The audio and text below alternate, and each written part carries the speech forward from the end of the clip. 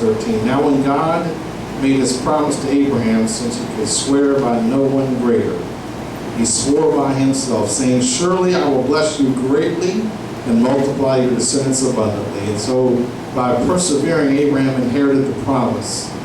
For people swear by something greater than themselves, and the oath serves as a confirmation to end all dispute. In the same way, God wanted to demonstrate more clearly to the heirs of the promise that his purpose was unchangeable, and so he intervened with an oath, so that we who have found refuge in him may find strong encouragement to hold fast to the hope set before us through two unchangeable things.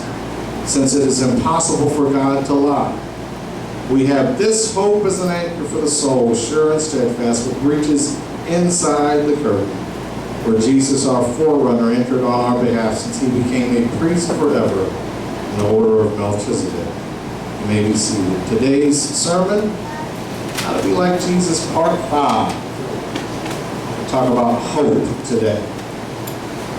When we look around the world and look at what's going on in foreign countries, in Egypt and Syria and other countries where Christians are losing their lives for Christ, when they're laying down their lives voluntarily, given a choice between renouncing Christ and dying, they choose death. And this is something, when you look back through Christian history shows a lot of this. You see in the days of the Romans, Christians who were taken to the big Colosseums, and the lions killed them, and they were set on fire as torches to light the garden of King Nero, and all the torture that they went through, but they wouldn't deny Christ. And you have to ask yourself, why would anyone do this? Why would anyone suffer torture because of Christ? Why would anyone not renounce God when given a choice between dying or living? Why would anyone suffer hunger, thirst, and poverty, and disillusionment and imprisonment for Christ? What drives them to place Jesus above everything else in life? It's called hope. See, in America, we're in a beautiful country, and we don't understand hope sometimes. We have so much. We have multiple clothes to wear on Sunday. Amen, somebody.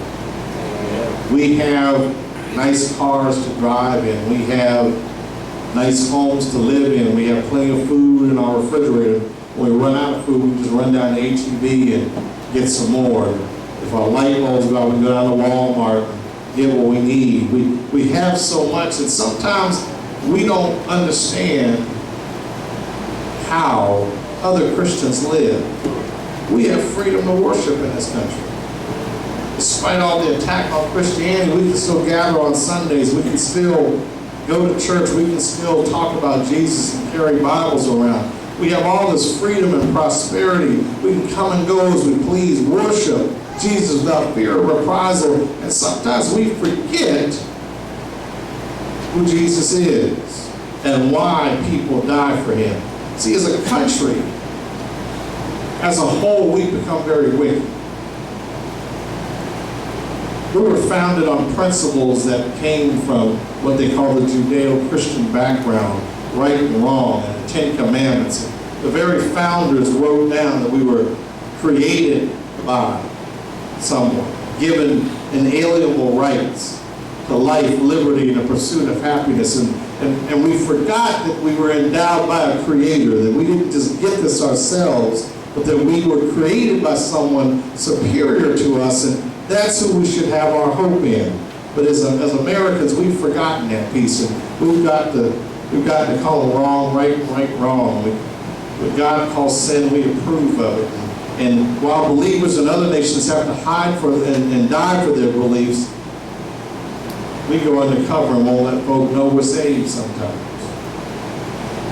While believers in other nations wish they could come to church on Sunday in the open, we lead sinful lives so we can fit in with our friends and family who don't approve of Christianity. And so, hope is something that's needed again. See, we've got to stop living for the world and live for Jesus. We must tell other people this blessed hope. We must tell people why we believe. Hope is not living in hope with your current circumstances.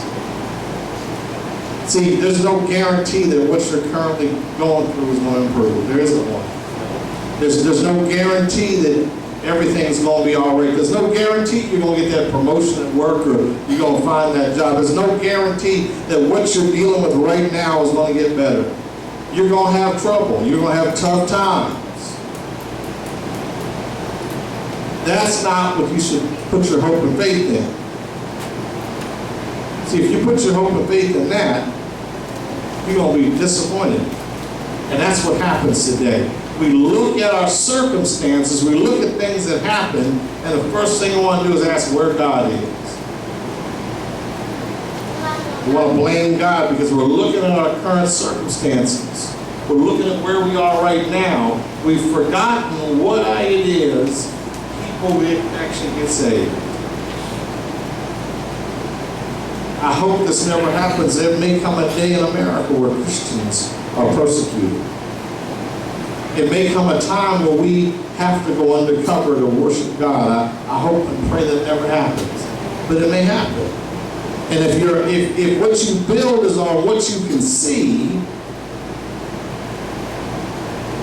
you're in trouble. The songwriter said, my hope is built on nothing less than Jesus' blood and righteousness. See, we have to hope in things above. And that hope is that when this is all over, we're going to spend eternity with God. It's not about today. This life is too short. It's too fragile. Life is over that quick. There were people who, young folks and old folks that didn't get up this morning. And when they went to bed last night, they had plans for the day that will never be fulfilled. When I think of the 9 folks in Emmanuel AME in Charleston, South Carolina, they had no idea that that Wednesday night Bible study would be the last time they ever read God's Word. Life is fragile. It's temporary. And when you put your hope and faith and trust in things you can touch, see, and feel, you find yourself in trouble. Here's what King Solomon said in Ecclesiastes 1:14. I reflected on everything that is accomplished by man on earth, and I concluded everything he has accomplished is futile, like chasing the wind. This is from a person who was the richest, most powerful man of his time. Look what he said. Everything he has accomplished is futile, is vanity, it's nothingness. It means nothing. It's like, have you ever tried chasing the wind? You can't ever catch it. He understood with all his money, with all his wealth, everything he had, with his 200 wives. I know the husband's like, 200 wives? Ooh, I'm having a hard time with what I got. But all he had, he said, all this stuff is nothing. It's like chasing the wind. Because the only thing that matters is God. See, you've got to have your mind fixed on eternal life. You have to have your mind fixed on where it is we're going to go. Because if you focus on what's going on now, you're going to be disappointed. You're going to be hurt. You're going to be roughed up. You're going to get mad. You're going to get angry. You're going to blame God for stuff that sometimes we've done. Sometimes we're going through tough times with God, why are you doing this to me? That's called life. But this isn't where you put your hope. Here's what Romans 8:24 says, for in hope we were saved. In hope we were saved. Now hope that is seen is not hope. In other words, if you can see something, that's not something to hope for. If I see I have gas in my gas tank, I don't need to hope I have gas. I know I do. But if we hope for what we do not see, we eagerly wait for it with endurance. We place our hope in the promise of God. He has promised what will come. He's promised what will happen. What did Jesus say? I go to prepare a place for you. In my Father's house are many mansions, many houses, many places for you to stay. I'm preparing a place for you. He said that in his word. Listen to this, 1 Corinthians 15:51. Listen, I will tell you a mystery. We will not all sleep, we will all be changed. In a moment, in the blinking of an eye, at the last trumpet. For the trumpet will sound, and the dead will be raised imperishable, and we will be changed. For this perishable body must put on the imperishable, and this mortal body must put on immortality. Now when this perishable puts on the imperishable, and this mortal puts on immortality, then the saying that is written will happen. Death has been swallowed up in victory. Where, O death, is your victory? Where, O death, is your sting? It's not about what happens today. Paul said to live is Christ, to die is gain, because he understood that this life is temporary. I'm going on to eternity. If I die, I'm going on to be with Jesus. If I give my life now, someone says, choose Jesus or die, I'm willing to die because I understand that this isn't what it's about. See, hope in Christ, when you start hoping in Christ, it gives you a different place to look. We have to live in the present. I'm not telling you don't pay your bills and don't do what you do in the present, but that's not where your hope needs to be. Your hope is no matter what I go through, the best is yet to come. No matter what circumstance I'm in today, the best is yet to come.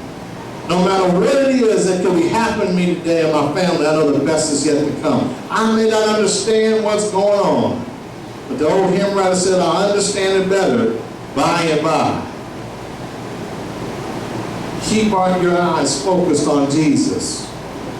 Here's what the writer of Hebrews said, chapter 12, verse 1. Therefore, since we're surrounded by such a great cloud of witnesses, we must get rid of every weight and the sin that clings so closely and run with endurance the race set out for us, keeping our eyes fixed on Jesus, the pioneer and perfecter of our faith. For the joy set out for him, he endured the cross, disregarding his shame, and has taken a seat at the right hand of the throne of God. Keep your eyes on Jesus.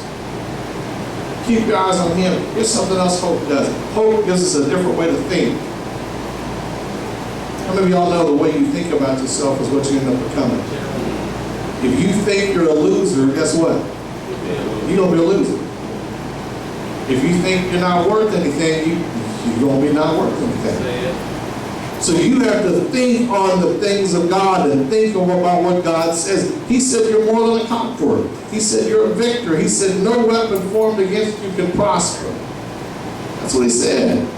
And when you start to see yourself the way Jesus sees you and focus on the promises he gave you, you'll know exactly what you need to put your hope in. Colossians 3:2 says this, therefore you have been raised with Christ, keep seeking the things above, where Christ is, seated at the right hand of God. Keep thinking about things above, not things on the earth. Don't focus on what you see. Focus on what you don't see. Lastly, hope in Christ gives us a different way to live. When you live for Christ, that's the best way you can live. Regardless of the circumstances and trials, you know that sooner or later, everything's going to be all right. How many of y'all got brought through all kinds of stuff? You didn't think you'd survive. But you didn't stay focused on the thing. You stayed focused on Jesus. You stayed focused on what he was having. Psalms 31:24 says, be strong and confident, all you who wait on the Lord. See, the reason that believers can suffer and be persecuted, the reason they're willing to lay their lives down, is because they have hope. And their hope is set on things above. They know where they're going. They know that this life is just temporary, that this is nothing. Once this is over, I'm going to be with the Lord. And that's the hope we have to share with other folks. Everybody's looking around, depressed about all the news that's out there and all the different things that are happening. We have to give them hope. Hope is in Jesus. The only hope we have is the Lord. And as believers, we have to share that hope with everybody else. Stand before